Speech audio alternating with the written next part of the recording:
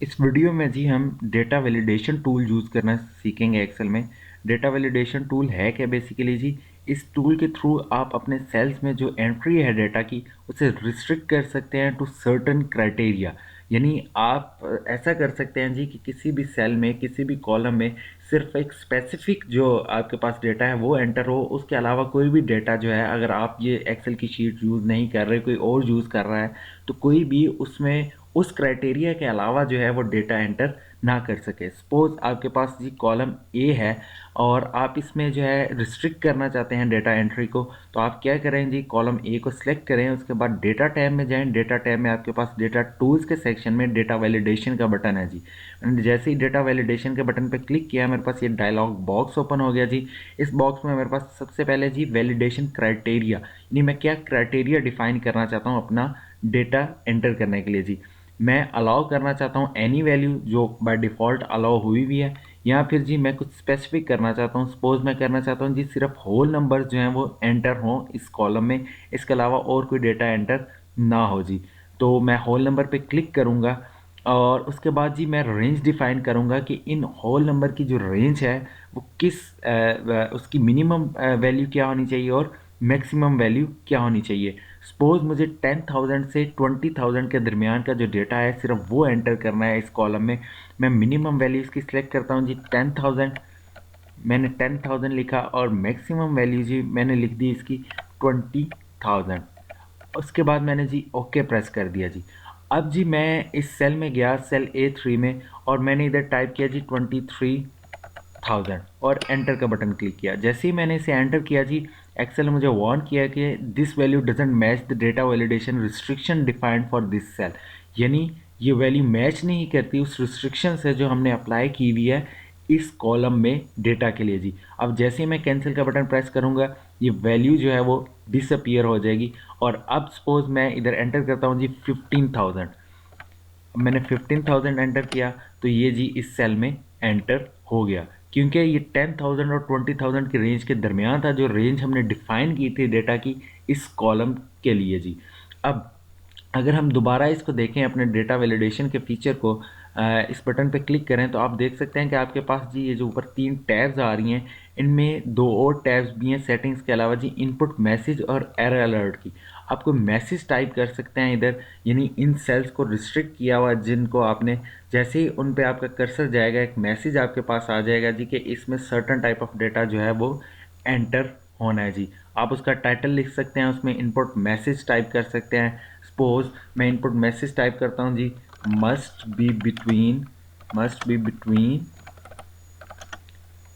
10 to 20,000। मैंने ये जी type कर दिया मैसेज और उसके बाद मैंने ओके कर दिया जी।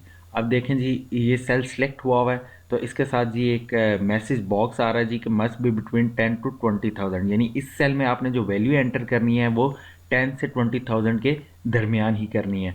इसके अलावा अगर दोबारा मैं डेटा वैलिडेशन का बटन क्लिक करता हूँ जी, तो एरर अलर्ट के लिए भी मेरे पास ऑप्शन है कि मैं जब कुछ गलत टाइप करे कोई बंदा इसमें इस सेल में, तो उसको एक एरर मैसेज चला जाए कि ये मसला जी आपके डेटा में, आप इस डेटा को जो सर्टेन क्राइटेरिया है उसके अकॉर्डिंगली टाइप करेंगे तो ये डेटा इस सेल में एंटर होगा जी।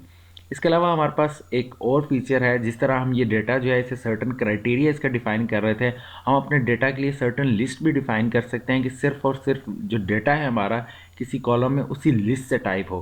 सपोज मैं कॉलम सी में ये जो मेरे पास वर्ड्स आ रहे हैं full time, hourly, half time और कॉन्ट्रैक्ट, ये एम्प्लॉयमेंट की कैटेगरीज हैं डिफरेंट, ये मैं ऐड करना चाहता हूँ और मैं चाहता हूँ कि कॉलम सी में इसके अलावा कोई भी डेटा ऐड ना हो। मैंने कॉलम सी सिलेक्ट किया, डेटा वैलिडेशन सिलेक्ट किया, डायलॉग बॉक्स आया मेरे पास, सेटिंग्स में गया जी मैं, और जहाँ मेरे पास ये अलाउ का सेक्शन है मैंने ड्रॉप एरो को क्लिक किया और लिस्ट पे क्लिक कर दिया जी। अब मैंने लिस्ट की सोर्स बतानी है कि किस लिस्ट से मैं अपना डेटा को उठाना चाहता हूँ जी। ये मैंने सोर्स का जो सेक्शन है इसे क्लिक किया और उसके बाद इस अपनी लिस्ट को जी सिलेक्ट कर दिया जी। अब मेरा डेटा जो सी में, कॉलम सी में टाइप होगा वो सिर्फ और सिर्फ इसी लिस्ट में से होगा जी। मैंने ओके प्रेस किया। जैसे ही मैंने ओके प्रेस किया जी, आप देख सकते हैं जो भी सेल मैं सिलेक्ट कर रहा हूँ कॉलम सी में उसके साथ एक ड्रॉप एरो आ रहा है। अब मैं अगर इस ड्रॉप एरो को क्लिक करूँ तो मेरे पास वो लिस्ट जिसमें से मैं डाटा उठा सकता हूँ वो आ रही है जी इधर। सपोज मैंने इस सेल में फुल टाइम अगर टाइप करना था, मैंने फुल टाइम लिखा, को क्लिक किया और वो इधर आ गया जी। अब सपोज मैं इधर कुछ डाटा एंटर करता हूँ वैसे, और एंटर प्रेस करता हूँ, तो एक्सेल वैसे ही मुझे वार्न कर देगा जी कि ये वैल्यू जो है वो मैच नहीं करती वैलिडेशन क्राइटेरिया से, इसलिए ये इधर आप टाइप नहीं कर सकते जी। मैं इसे कैंसिल करता हूँ और ये वैल्यू डिसअपीयर हो जाएगी। इसका मतलब है जी इस कॉलम में सिर्फ और सिर्फ इस लिस्ट में जो अवेलेबल वर्ड्स हैं वही टाइप हो सकते हैं जी।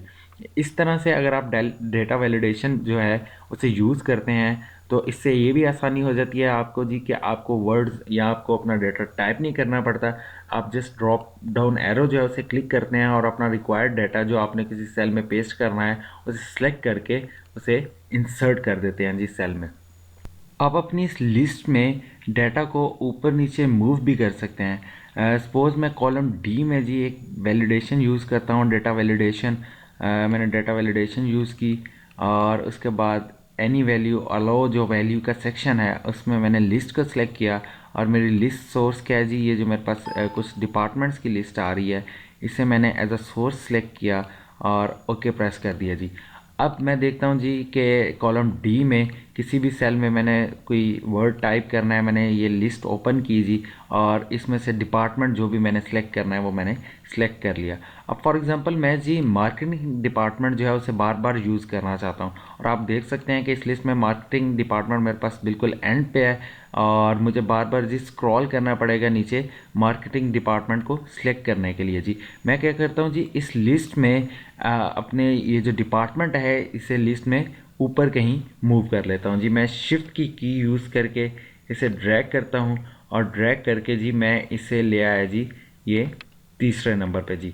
अब मैं इधर आता हूँ जी, ड्रॉप डाउन एरो मैंने क्लिक किया जी और आप देख सकते हैं कि आपके पास मार्केटिंग डिपार्टमेंट जो है वो तीसरे नंबर पे आ गया। और अगर आप इसे बार बार जो है इंसर्ट कर रहे हैं सेल में तो आप इजीली जैसे ही आप किसी भी सेल का ड्रॉप डाउन एरो क्लिक करेंगे आपके पास तीसरे नंबर पे मार्केटिंग डिपार्टमेंट होगा, आप उसे इसी इजीली जो है इंसर्ट कर लेंगे सेल्स में।